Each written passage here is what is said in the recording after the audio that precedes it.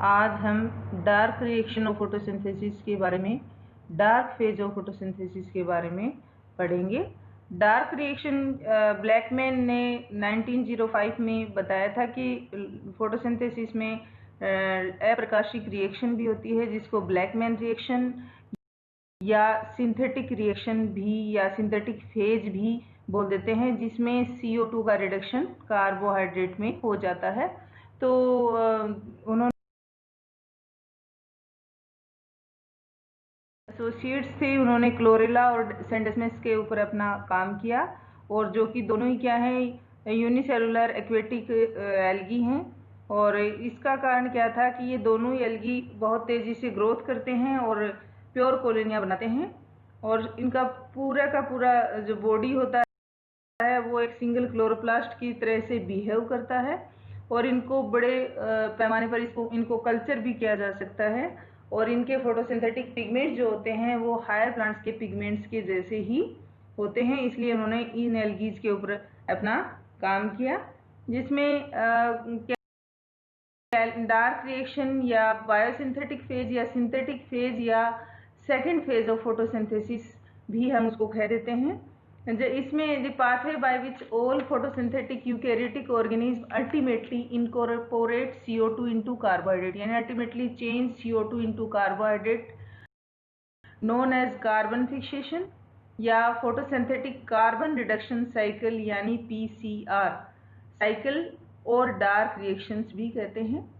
क्योंकि dark reaction, जैसा कि हम पहले भी पढ़ चुके हैं कि एक होती है लाइट फेज, दूसरी होती है dark phase. Dark reaction sensitive होती है टेम्परेचर चेंजेस के लिए, क्योंकि इसमें विभिन्न प्रकार के एंजाइम्स काम में आते हैं, और जहाँ पर एंजाइम काम में आएंगे वो रिएक्शन क्या होगी, लाइट से और टेम्परेचर से प्रभावित होगी, but are independent of light, hence it is called. और ये लाइट से इंडिपेंडेंट होती है, इसलिए इसको हम कह देते हैं, लाइट के एब्सेंस में भी हो जाती है, इसलिए हम इसको बोलते हैं डार्क रिएक्शन।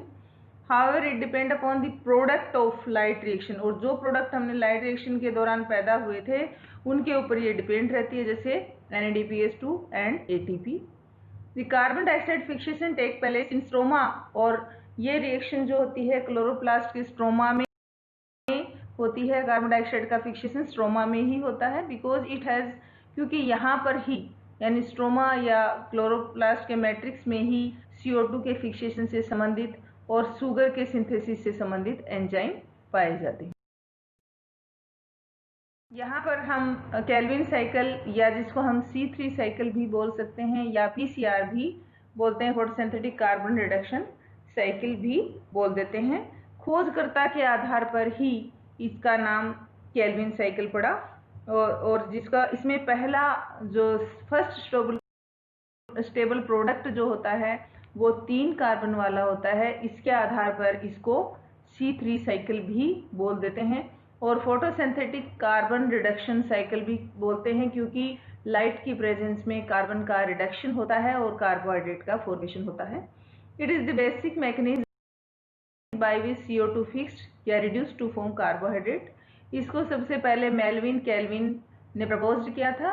केल्विन के साथ ही उसके एसोसिएट्स थे बेसम ने रेडियो एक्टिव आइसोटोप कार्बन का प्रयोग करते हुए इन दोनों एल्गीज के ऊपर अपना काम किया और डार्क रिएक्शन की सीक्वेंस डिटरमाइन की थी, और केल्विन को इसके लिए नोबेल प्राइज भी मिला 1961 में। और प्रत्येक to synthesize 1 glucose of molecule, Kelvin cycle requires 6 CO2, 18 ATP and 12 NADPH2, जो कि हमने लाइट रिएक्शन के दौरान प्राप्त कर लिए हैं। यहाँ पर जो केल्विन साइकिल है या उसको C3 साइकिल है, उसको सुविधा के आधार पर हम इस पूरे प्रक्रिया को 4 स्टेप्स में डिवाइड कर लेते हैं। फर्स्ट स्टेप है कार्बोक्सिलेशन फेज या फिक्सेशन ऑफ CO2। सेकेंड है रिडक्शन ऑफ PGA यानी फास्फोग्लिसरिक एसिड का रिडक्शन। थर्ड है हेक्सो शुगर का प्रोडक्शन यानी प्रोडक्शन ऑफ हेक्सो शुगर। और फोर्थ है रीजनरेशन फेज या रीजनरेशन ऑफ राइबोलोज 5 फॉस्फेट। सबसे पहले हम स्टार्ट करते हैं कार्बोक्सिलेशन फेज को।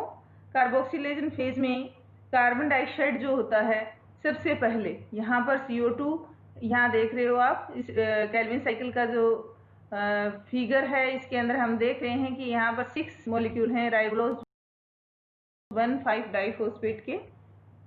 वो 6 मॉलिक्यूल 6 CO2 को एक्सेप्ट करते हैं और जिसके फलस्वरूप, यानी ये प्रक्रिया किसमें होती है, रुबिस्को एंजाइम होता है, राइबोलोज 1,5 डाइफॉस्फेट कार्बोक्सिलेज एंजाइम जो होता है, जिसको हम कार्बोक्सी डाई म्यूटेज भी बोल देते हैं। और इसके कारण से, यानी ये इसको ग्रहण करते हैं 6H2O की उपस्थिति में और कन्वर्ट हो जाता है 12 मॉलिक्यूल ऑफ 3 कार्बन, ये 6 कार्बन का होता है यहाँ पर, 3 कार्बन के 12 मॉलिक्यूल ऑफ फास्फोग्लिसरिक एसिड में कन्वर्ट हो जाता है।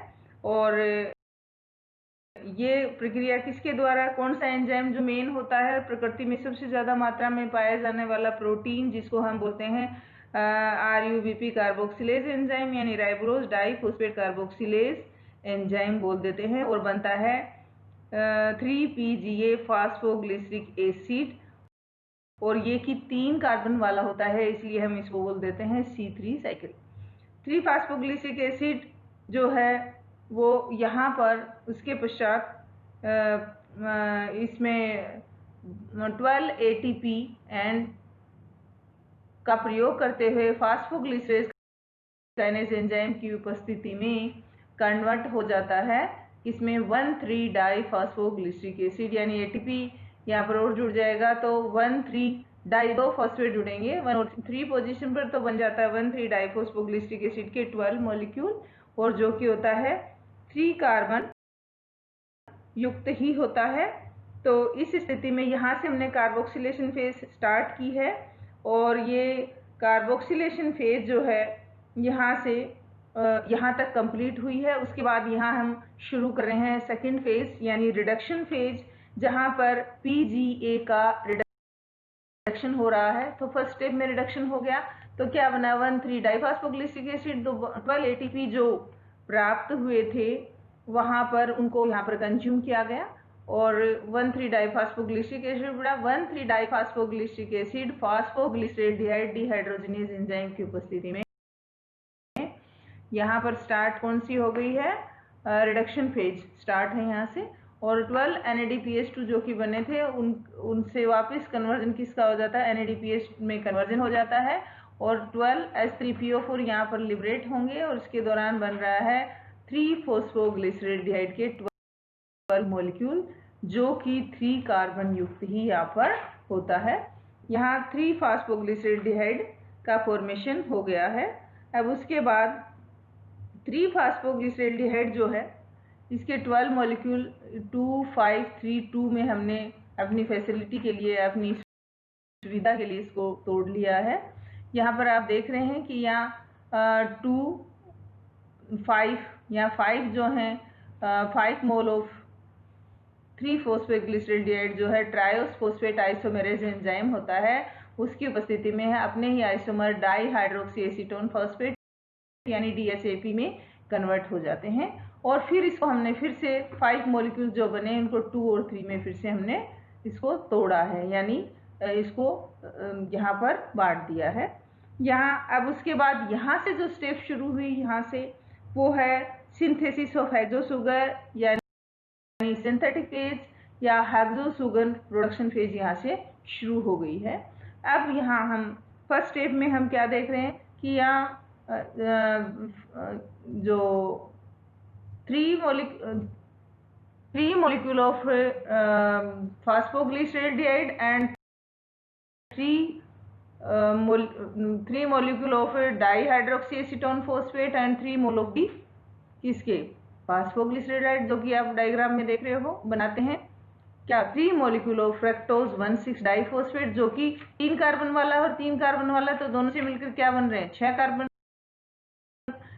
वाला मॉलिक्यूल बन रहा है, और वो कौन है, फ्रक्टोज 1,6 डाइफॉस्फेट, और एंजाइम जिसको जोड़ने का काम कर रहा है दोनों आइसोमर्स को, वो है एल्डोलेज एंजाइम। अब उसके बाद फ्रक्टोज 1,6 डाइफॉस्फेट के 3 मोल्स फोस्फेटेज एंजाइम की उपस्थिति में यहाँ पर पानी का कंजप्शन होगा और 3H2PO4 का फॉर्मेशन हो जाएगा, और fructose 1,6 diphosphate converts into fructose 6 phosphate, यानी 3 मोल फ्रक्टोज 6 फॉस्फेट के फॉर्म हो जाते हैं। या फिर से हमने 2 और 3 में इसको बांट दिया है। या 1 जो मोल है फ्रक्टोज 6 फॉस्फेट का वो ग्लूकोज 6 फॉस्फेट में कन्वर्ट हो जाता है और हेक्सोज अणु एक मॉलिक्यूल हेक्सोज मॉलिक्यूल के रूप में बाहर निकल गया, यानी प्रोडक्शन ऑफ हेक्सोज शुगर यहाँ पर हो गया है। अब उसके बाद यहाँ 2 मॉलिक्यूल यानी फ्रक्टोज 6 फॉस्फेट पुनः इसके 2 मोल्स और 3PEGA यानी फास्फोग्लिसरेल्डिहाइड PGAL फास्फोग्लिसरेल्डिहाइड दोनों मिलकर ट्रांस कीटोलेज एंजाइम की प्रेजेंस में इरिथ्रोज 4 फॉस्फेट और जाइलोज 5 फॉस्फेट के 2 मोल्स बना देते हैं। और यहाँ इरिथ्रोज 4 फॉस्फेट यहाँ पर हम क्या देख रहे हैं, 6 मोल हैं, 6 कार्बन है और यहाँ 9 कार्बन। यहाँ पर फिर से 4 कार्बन और 5 कार्बन के 2 मॉलिक्यूल्स बन गए हैं, जिसमें जाइलोज 5 फॉस्फेट और इरिथ्रोज 4 फॉस्फेट। अब 2 मोल ऑफ जाइलोज। अब उसके बाद इरिथ्रोज 4 फॉस्फेट के 2 मोल प्लस डाईहाइड्रोक्सी एसीटोन फॉस्फेट के 2 मोल ट्रांस एल्डोलेज एंजाइम की प्रेजेंस में बनाते हैं फ्रक्टोज 1 यहाँ सैडोहेप्टुलोज, यहाँ पर सैडोहेप्टुलोज 17 डाइफॉस्फेट बनता है, जहाँ यहाँ हमने फ्रक्टोज 16 डाइफॉस्फेट यहाँ पर लिखा हुआ है, यहाँ सैडोहेप्टुलोज 7 फॉस्फेट बन जाता है। और ऐसी स्थिति में यहाँ इसके 2 मोल्स बनते हैं सैडोहेप्टुलेज के 17 डाइफॉस्फेट के। उसके बाद इसमें फॉस्फेटेज एंजाइम की प्रेजेंस में फिर से इसका एक फॉस्फेट रिम्यू होता है और रिम्यू होने से यहाँ H2PO4 बाहर निकलेगा, तो इसमें इसके बन जाएंगे 2 मोल ऑफ सैडोहेप्टुलोज 7 फॉस्फेट के 2 मोल का फॉर्मेशन हो जाता है। और इसके बाद sedoheptulose 7 phosphate plus remaining 2 moles of phosphoglyceraldehyde transketolase enzyme की उपस्थिति में ribose 5 phosphate and xylose 5 phosphate के 2 मोल फिर से बना देते हैं। और जाइलोज 5 फॉस्फेट के 2 मोल पहले से बने हैं 2 मोल अब इससे बन गए हैं, तो 4 मोल्स किसके बन गए हैं, जाइलोज 5 फॉस्फेट के। यहाँ राइबोज 5 फॉस्फेट के 2 मोल जो है फास्फोराइबो आइसोमेरेज एंजाइम की उपस्थिति में राइबोलोज 5 फॉस्फेट में कन्वर्ट हो जाएंगे। यहाँ 2 मोल इसके आगे जाइलोज 5 फॉस्फेट जो है इसके 4 मॉलिक्यूल हैं राइबुलोज फॉस्फेट एपिमेरेज एंजाइम की प्रेजेंस में किसमें कन्वर्ट हो जाएंगे, राइबुलोज 5 फॉस्फेट के 4 मोल में कन्वर्ट हो जाएंगे। 4 मोल इसके हो जाएंगे, 2 मोल इसके, ultimately 6 mole of ribulose 5 phosphate का फॉर्मेशन हो गया है। तो हेक्सोज शुगर प्रोडक्शन फेज के बाद रीजनरेशन फेज हो रही है, यानी वापस से हम रीजनरेट किसको कर रहे हैं, राइबुलोज 1,5 डाइफॉस्फेट को वापस से रीजनरेट कर रहे हैं ताकि साइकिल लगातार चलता रहे। अब राइबोलोज 5 फॉस्फेट के 6 मोल जो है वो यहाँ पर वापस एटीपी जो 6 एटीपी वापस बचे हुए थे, रिमेनिंग एटीपी है यहाँ पर, ये एटीपी से 6 एटीपी में कन्वर्ट होता है फास्फोराइबुलोज काइनेज एंजाइम की प्रेजेंस में और बन जाते हैं राइबुलोज 1,5 डाइफॉस्फेट के 6 मोल वापस प्राप्त हो जाते हैं और इस प्रकार से पुनः ये साइकिल स्टार्ट हो जाता है। तो यहाँ आपने देखा कि यहाँ से यहाँ CO2 एक्सेप्टेंस से लेकर यहाँ से यहाँ तक है कार्बोक्सिलेशन फेज, यानी यहाँ पर एक CO2 का मोल यहाँ पर जुड़ गया है, 6 CO2 यहाँ पर जुड़े हैं। उसके पश्चात यहाँ से यहाँ तक है रिडक्शन फेज, यहाँ से यहाँ तक है regeneration phase, hexose sugar production phase यानी सिंथेटिक फेज, और यहाँ से यहाँ तक कौन सी हो गई, रीजनरेशन फेज, जो कि साइकिल को स्टार्ट रखने के लिए आवश्यक होता है। नाउ केल्विन साइकिल को हम समराइज कर लेते हैं। 4 मेजर फेजेस हैं, जिसमें कार्बोक्सिलेशन फेज यानी CO2 फिक्सेशन फेज, फिर रिडक्टिव फेज या और तीसरी है शुगर फॉर्मेशन फेज और फोर्थ है रीजनरेशन फेज। कार्बोक्सिलेशन फेज में जैसा कि बताया राइबोलोज 1,5 डाइफॉस्फेट होता है, उसके 6 मोल होते हैं, 6 CO2 plus 6 H2O। Rubisco magnesium इसका जो होता है एक्टिवेटर होता है, 3 फॉस्फोग्लिसरिक एसिड का फॉर्मेशन हो जाता है, जो कि 3 कार्बन वाला होता होता है और उसके बन जाते हैं 12 मॉलिक्यूल्स, और इसी के बेस पर हम इसको क्या बोल देते हैं, C3। दूसरी है रिडक्टिव फेज, यानी रिडक्शन फेज जिसको हम बोल रहे थे। 3 phosphoglyceric 12 mole plus 12 and ATP phosphoglycero kinase की उपस्थिति में 1,3 डाइफॉस्फोग्लिसरिक एसिड का फॉर्मेशन होता है। 12 मोल इसके वापस बन जाते हैं और 12 ATP यहाँ पर वो 12 ATP कंज्यूम कर लिए जाते हैं। नाउ 1,3 डाइफॉस्फोग्लिसरिक एसिड प्लस इसके भी 12 मोल हैं। 12 मोल हमने बनाए थे NADPH2 के। ट्राइस फॉस्फेट डिहाइड्रोजनेज आइसोमेरेज एंजाइम द्वारा इसमें बन जाता है ग्लिसरैल्डिहाइड 3 फॉस्फेट या फॉस्फोग्लिसरैल्डिहाइड 3 फॉस्फोग्लिसरैल्डिहाइड जिसको बोल देते हैं, plus 12 NADP plus 12 H3PO4 phosphoric acid. तीसरी जो स्टेप है इसमें है ग्लाइकोलाइटिक रिवर्सल फेज या फॉर्मेशन ऑफ शुगर फेज या सिंथेटिक फेज। 3 फॉस्फोग्लिसरैल्डिहाइड का इसके हम टोटल कितने मोल बने हैं हमारे 12, तो उसको हम 1 मोल मान के चल सकते हैं या 12 के 12 मोल एक साथ लेके चल रहे हैं। और फास्फो राइबो आइसोमेरेज की उपस्थिति में 3 डाइहाइड्रोक्सी एसीटोन फॉस्फेट में कन्वर्ट होता है। 3 डाइहाइड्रोक्सी फॉस्फेट जो है वो 3 फॉस्फोग्लिसरैल्डिहाइड से मिलकर क्या किसका फॉर्मेशन कर रहा है, फ्रक्टोज 1,6 बाइफॉस्फेट का, जो कि अभी हमने देखा था। 3 phosphoglyceraldehyde plus dihydroxy acetone phosphate aldolase enzyme की उपस्थिति में फ्रक्टोज 1,6 बाइफॉस्फेट के 6 कार्बन वाले 1 मोल का फॉर्मेशन कर रहा है। 1 mole of 6 fructose 6 phosphate plus 1 of phosphoric acid released from 1 mole of fructose 1,6 biphosphate with the help of enzyme. कौन सा एंजाइम, फॉस्फेटेज, और utilization of 1 mole of H2O। यहाँ पर H2O का यूज हुआ और फॉस्फेटेज एंजाइम की उपस्थिति में फ्रक्टोज 6 फॉस्फेट बन जाता है और H3PO4 लिबरेट हो जाते हैं। फ्रक्टोज 6 फॉस्फेट जो है कन्वर्टेड इनटू फ्रक्टोज 1 फॉस्फेट, और फ्रक्टोज 1 फॉस्फेट किसमें कन्वर्ट हो जाता है, ग्लूकोज 1 फॉस्फेट में।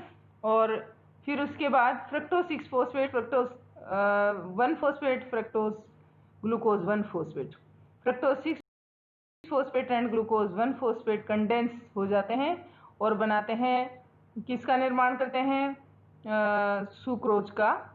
सुक्रेज एंजाइम की उपस्थिति में फ्रक्टोज 6 फॉस्फेट प्लस ग्लूकोज और किसका फॉर्मेशन कर देते हैं, सुक्रोज का। Sucrose is produced other carbohydrate, sucrose से फिर क्या है, दूसरे कार्बोहाइड्रेट का फॉर्मेशन हो जाता है पॉलीसेकेराइड्स का, जैसे है स्टार्च। रीजनरेशन फेज, यानी वापस रीजनरेट करना किसको, राइबोलोज 1,5 डाइफॉस्फेट को। 3 फॉस्फोग्लिसरैल्डिहाइड ट्राइस फॉस्फेट आइसोमेरेज से डाइहाइड्रोक्सी एसीटोन फॉस्फेट बन जाता है। Dihydroxy acetone phosphate plus 3 phosphoglyceraldehyde aldolase से fructose 1,6 diphosphate, fructose 1,6 diphosphate plus H2O fructose 6 phosphate, वही रिएक्शन वापस है H3PO4। Fructose 6 phosphate plus 3 phosphoglyceraldehyde transketolase enzyme की उपस्थिति में जाइलोज 5 फॉस्फेट और इरिथ्रोज 4 फॉस्फेट 2 मोल इनके बन जाते हैं। यहाँ erythrose 4 phosphate plus dihydroxy acetone phosphate 2 mole है। ट्रांस एल्डोलेज एंजाइम की उपस्थिति में सैडोहैप्टुलोज 1,7 डाइफॉस्फेट के 7 कार्बन का होता है ये, और इसके द्वारा 2 मोल इसके बन जाते हैं। यहाँ पर आपने इस डायग्राम में भी आपने देखा कि अलग अलग, यानी 3 कार्बन की शुगर भी बन रही है, 4 कार्बन की शुगर भी बन रही है, 5th कार्बन 5 कार्बन की शुगर, 6 कार्बन की शुगर और 7 कार्बन की शुगर भी यहाँ पर बन रही है। तो इस प्रकार से आपने विभिन्न प्रकार की शुगर्स का फॉर्मेशन एक साथ इस साइकिल के अंदर दिखा है। अलग अलग तरह की शुगर्स को हमने इसमें ऑब्जर्व किया। सैडोहैप्टुलोज 1,7 डाइफॉस्फेट, फिर से फॉस्फेटेज एंजाइम की उपस्थिति में H2O के यूज से और 2 मोल ऑफ सैडोहैप्टुलोज 1,7 डाइफॉस्फेट सैडोहैप्टुलोज 7 फॉस्फेट में कन्वर्ट हुआ। H3PO4 यहाँ पर फिर से निकल गए 2 मोल। सैडोहैप्टुलोज 7 फॉस्फेट प्लस रिमेनिंग 3 फॉस्फोग्लिसरैल्डिहाइड के 2 मोल्स क्या बनाएंगे, ट्रांस कीटोलेज और राइबोलोज 5 फॉस्फेट के 2 मोल प्लस जाइलोज 5 फॉस्फेट के 2 मोल्स का फॉर्मेशन हो जाता है। ये दोनों भी एक दूसरे के आइसोमर्स हैं। राइबोज 5 फॉस्फेट जो कि यहाँ बना है 2 मोल्स फॉस्फोपेंटोज आइसोमेरेज से राइबोलोज 5 फॉस्फेट, क्योंकि ये दोनों एक दूसरे के आइसोमर हैं और जाइलोज भी इनका आइसोमर है। जाइलोज 5 फॉस्फेट सारे 5-5 कार्बन वाले हैं। फोस्फो पेंटो एपिमेरेज एंजाइम की उपस्थिति में राइबोलोज 5 फॉस्फेट का फॉर्मेशन कर देता है। यानी अल्टीमेटली राइबोलोज 5 फॉस्फेट के हमें कितने मोल प्राप्त हो गए? 6 मोल। रिमेनिंग 6 एटीपी जो कि हमने लाइट रिएक्शन के दौरान प्राप्त किए थे, फोस्फो पेंटो काइनेज एंजाइम की उपस्थिति में राइबोलोज 1,5 डाइफॉस्फेट का फॉर्मेशन हो जाता है और 6 एटीपी से 6 एटीपी का फॉर्मेशन हुआ। तो यहाँ पर हो गया रीजनरेशन फेज, यानी हम किसका रीजनरेशन कर रहे हैं? राइबोलोज 1,5 डाइफॉस्फेट का रीजनरेशन कर रहे हैं। इस प्रकार से डार्क रिएक्शन यानी केल्विन साइकिल इसमें कंप्लीट होता है।